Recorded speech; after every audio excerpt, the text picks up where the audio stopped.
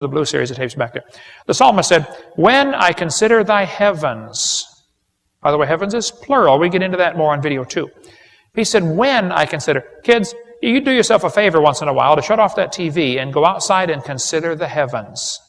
Go see what God has done. The psalmist said, while I was musing, the fire burned. The word muse means think. Think. The Bible uses the word twice. Think. Now, English is a pretty interesting language, you know. A theist is a person who says he believes in God. If you put the letter A in front of a word, it means the opposite. So an atheist is a person who says he does not believe in God. Muse means to think. You got it. Amuse means literally to not think. Did you know we've got entire parks where you can pay money and go do that? They're called amusement parks. A place to not think. He said, when I consider thy heavens, the work of thy fingers, the moon, the stars, which thou hast ordained, what is man that thou art mindful of him? You know, it's interesting. A person that spends his time considering what God has done is just not impressed with what man can do. And some of you parents ought to go home and look in your kid's bedroom, and if what you see all over the wall are pictures of sports heroes, you listen carefully. You're training your kids to meditate on what man can do, not what God can do. And his brain, his thinking process is going to be about that deep. You know, the depth of his understanding is, wow, he threw the ball through the hoop. Oh. Who's going to care in 1,000 years? Who's going to care in 5 years? Does anybody know who won the Super Bowl 5 years ago? Does anybody care?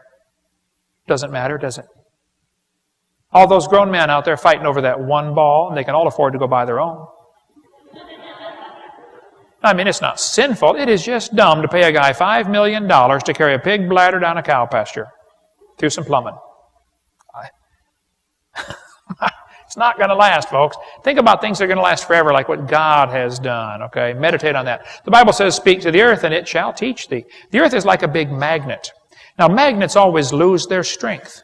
The Earth's magnet has lost 10% of its strength in the last 150 years.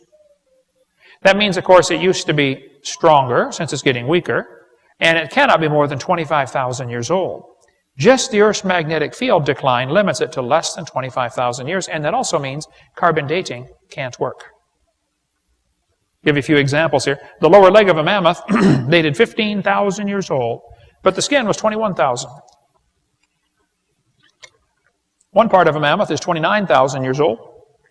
Another part's 44,000. You talk about a slow birth. Cover more on carbon dating on video number 7 and all the serious problems with that. But the textbooks will say, well, yes, the magnetic field's getting weaker, but that's because it's reversing, okay? It's a pattern of reversals. No, there are no magnetic reversals in the magnetic field at the bottom of the ocean. We cover that on video 6. This is all part of another theory called Pangea. How many have ever heard of Pangea before? That all the continents used to fit together. Well, I bet they didn't tell you they shrank Africa nearly 40% to make them fit, did they? Did they tell you they took out all of Mexico and Central America? Señor, ¿qué pasa? ¿Dónde está Mexico, Panama, Costa Rica, Guatemala? And they don't tell you what I think ought to be obvious to a kindergartner. Did you know, if you take the water out of the oceans, you will notice there is dirt underneath. People say, Hovind, do you think the continents were ever connected? I say, well, what do you mean? They're still connected. I mean, like right now, you know, it's just the low places are full of water, that's all. What do you mean, were they connected? Hello, they're still connected. What a dumb theory. We cover more on that on video number 6 about Pangea, on what's called the Hovind theory. But the Earth is spinning about 1,000 miles an hour at the equator, but the Earth is slowing down. The Earth actually slows down about 1,000th of a second every day. The Earth slows down. Astronomy magazine ran an article in 1992. They said, Earth's rotation is slowing down. June will be 1 second longer than normal. We will have a leap second. Leap second? Yep. They have to have a leap second about every year to year and a half. Because the Earth is slowing down. Now, kids, this is going to be complicated. So listen carefully. The Earth is spinning, but it is slowing down. So that means that it used to be going faster. How many can figure this out with no help at all? 4, 5, 6, 7, 9. Okay, good. Well, if the earth is only 6,000 years old, this is not a problem. I mean, it was going a little faster. Adam wouldn't notice. He didn't have a watch anyway, as far as we know. But some of these guys would like me to believe the earth is billions of years old. Man, if you go back billions of years, you're going to have a problem. The earth would be spinning pretty quick. Get up, go to bed, get up, go to bed, get up, go to bed. You'd never get nothing done. Centrifugal force would have been enormous. Man, the winds would have been 5,000 miles an hour from the Coriolis effect. And you want me to believe the dinosaurs lived millions of years ago?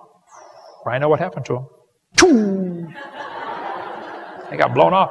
No, they did not live millions of years ago. The Sahara Desert has what's called a prevailing wind pattern. The wind almost always blows the same way. This creates a serious problem. The hot air comes off the desert, kills the trees next door, and that area becomes desert. The process is called desertification. You can read about it in an earth science book. Sahara Desert's been studied very carefully. They did a long study on this and said, you know what, folks, the Sahara Desert is probably about 4,000 years old. That's when it started growing.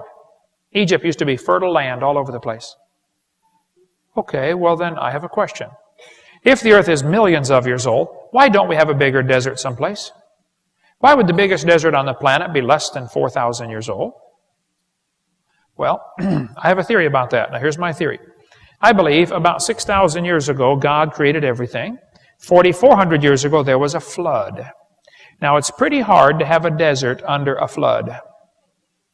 You got to admit that would be tough, okay? So the desert couldn't start growing until the flood water went down. So I predict, based on the Bible, the biggest desert in the world will be less than 4,400 years old.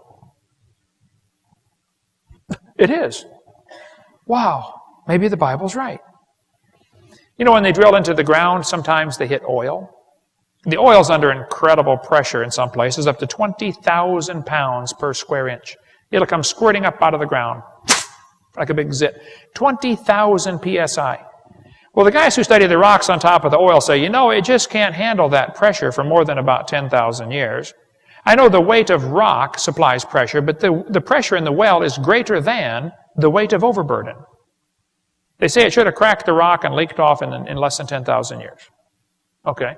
Well, then now I've got two questions. Where did the oil come from? And why is it still under pressure? Well, most scientists agree that oil comes from organisms that are squished. They're changed by heat and pressure into oil. They learned in 1971 how to make oil in 20 minutes in the laboratory. In Australia, they've got a treatment plant that takes sewage sludge and turns it into oil in 30 minutes. There's a factory in Turkey that just opened up, a factory in Texas that takes turkey guts and pressurizes them and heats them and turns them into oil. They said in the article, we duplicated what Mother Nature does, but what Mother Nature took millions of years to do, we do in about 30 minutes. Sinclair has the dinosaur as their logo. They say dinosaurs turn to oil. Yes, boys and girls, they mellowed for 80 million years. I don't think so. I have a theory about the oil. Now, here's my theory, okay? I believe about 6,000 years ago, God created everything. 4,400 years ago, there was a flood, okay? In that flood, lots of critters and people drowned. They got buried by the gravel and the rocks and the mud and the sand, and it got pretty heavy after a while, and it squished them into oil. So the oil's down there today from the people and animals that drowned in that flood. Which means if you stop and think about that, you drove over here tonight on some of your ancestors. Well, Noah's uncles anyway. Next time you're at the gas station, pumping them in there, you can say, bye, Grandpa. You should have listened to Noah. He told you it's going to rain. I was preaching in Denver one time, and some guys came and they said, Hovind, we know you teach the earth is only 6,000 years old. We'd like to prove to you you're wrong. Would you come with us, please? I said, sure. They took me to this big freezer in Denver, outside of Denver in Lakewood. It's the National Ice Core Laboratory. 36 below zero in there. They put this big suit on me, big hat, big gloves, big boots. I was freezing in 5 seconds when I walked in there. I got Florida blood, you know, it's real thin. They said, Hovind, we go to Greenland and we drill holes through the ice. You know, government job. And We take this big pipe, we drill it down in, we bring